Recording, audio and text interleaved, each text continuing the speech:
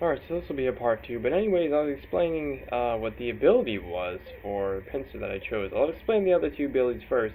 I'll explain the hidden ability first. So, the hidden ability is called Moxie. Now, when a Pokemon with Moxie knocks out a Pokemon, their attack gets raised by 1.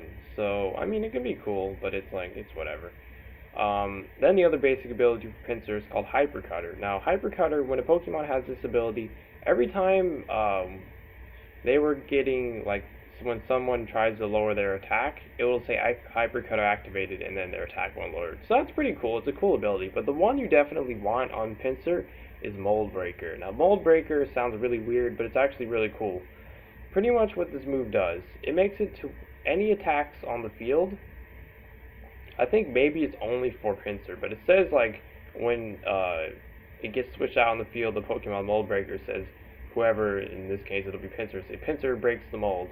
So I'm guessing only Pinsir gets access to this special effect. So the special effect for this ability, it pretty much makes it to where any move you use, it'll always hit regardless of the ability.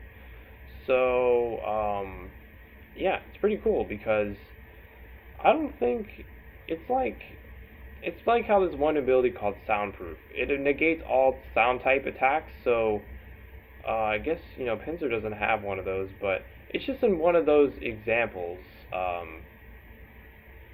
Yeah, it's like kind of hard. I don't know exactly how to explain it. It's just, you attack regardless of whatever the Pokemon's ability is that you're attacking. So it's like, yeah. So however you want to take that, because I don't think it means like you can't, like if you try to use like, double hit on Pinsir or thrash on Pinsir against like a ghost type. Obviously normal type moves can't hit ghost type moves, but maybe that means you can hit stuff like that. I don't think that's what that means. I think it just only said regardless of the type, not the type.